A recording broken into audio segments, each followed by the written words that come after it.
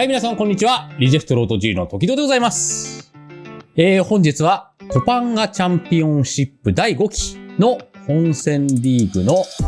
僕のいる C ブロックの2日目の日程が終わりましたので、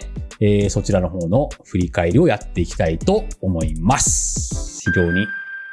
気は進みませんが。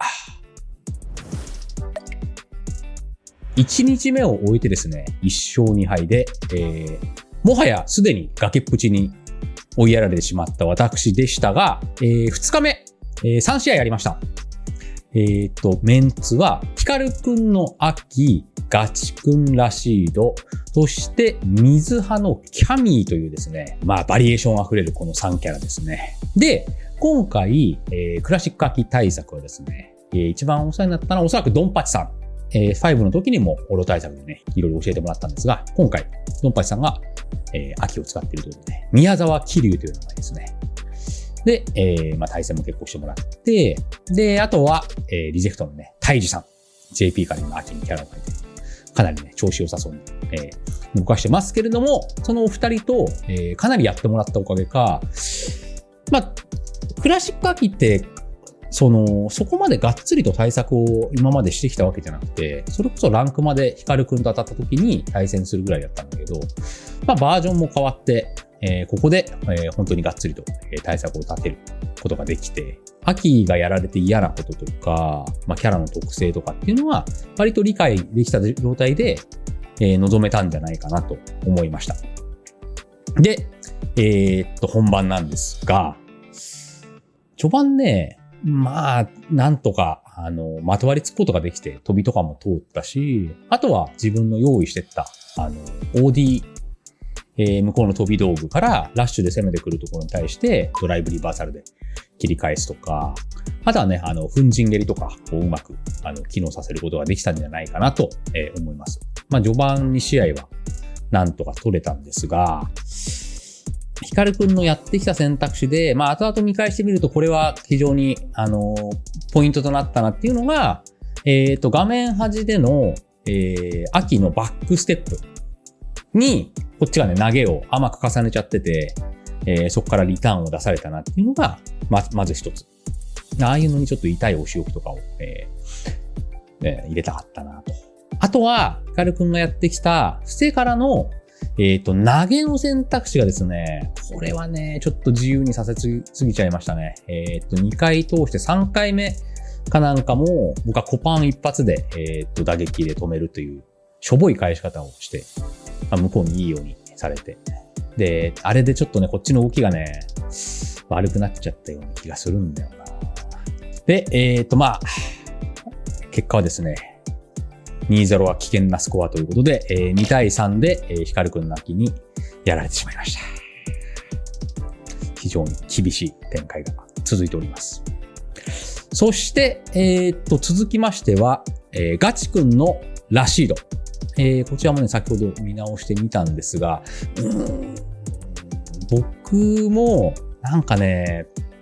嫌なミスが多かったんだけど、でガチくん側も、やっぱ向こうって、僕との試合も落とせないと思ってたはずなんですよ。まだ 3-0 で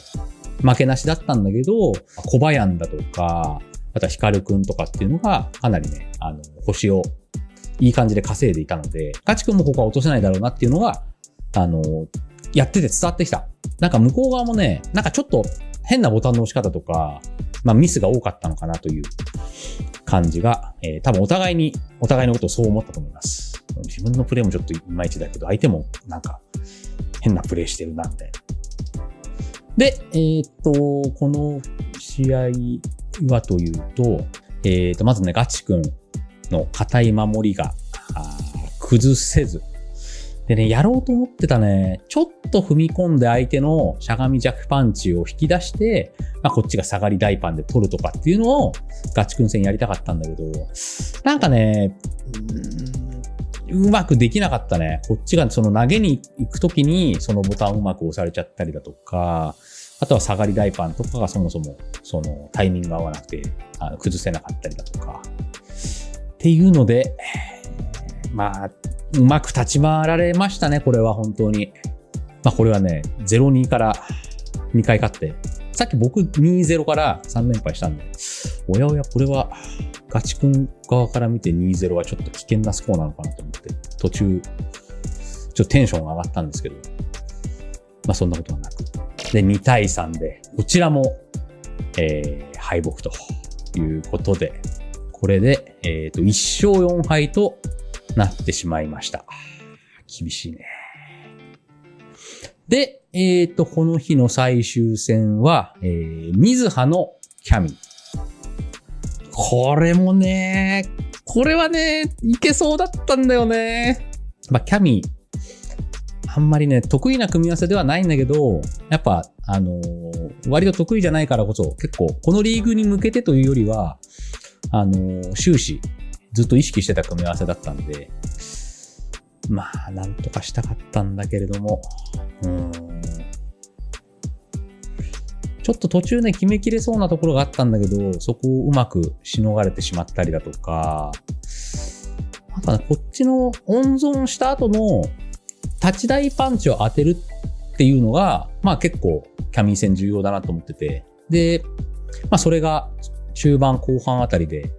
面白いに結構ポンポンと当たっていけそうだなと思ったんだけど、まあ、最後ね、自分のミスもあってか、あとなんかひどいミスあったんだよな。1-0 で迎えた第2試合の最後、これもね、いけそうだったんだけど、まず、コンボを決めた時に、おそらく SH を使って、多分倒せてないかもしれないけど、倒せてるかもしれなかったから、SA1 を選択した方が良かったのかなと、振り返ってみればね。で、あとね、試合中にもね、それ思っちゃったんだよね。うわ、ここ SH だったら行ってたんちゃうんかなと思ってしまい、でもまあ昇竜拳決めちゃったから置き攻めしないといけないな。置き攻めどうしようかな。コパンで止まろうか、もしくはそのまま走ってって投げちゃおうかな。で、すごい中途半端な、なんかコパンで止まるタイミングで投げっていう、何者にも勝てない選択肢をやってしまって、で、水葉の来上がりに隙を晒している時々剣を水葉が投げて、決着という。あれ、しょうもなかったな。なんかあとね、全体的に今回のこの日の試合を見て振り返って思ったのは、新しいことに対応が全然できてないね。剣の、粉塵昇竜拳っていう、すごい強い武器が今回もらってるんだけど、それを、もっとうまく、あらゆるところでね、滑らかに使えるように、まだまだ打ち込まないといけないなと思いました。で、この日を終えてですね、私は C ブロック1勝5敗。ビリッケスでございます。9人中9位。1勝5敗のマイナス6ということで、この C ブロックを3位以内に入るということは、もはやなくなってしまいました。しかしながら、最終日、あと、響戦と鳥飯戦を残しております。もうね、自分は3位以内なくなってしまったんですが、こういう時こそ、せっかくね、リーグということもあって、リーグを壊さないために、ここから響のリリー戦、そして、鳥飯のダルシム戦をですね、かなり時間あるんで、リリー使いの方々、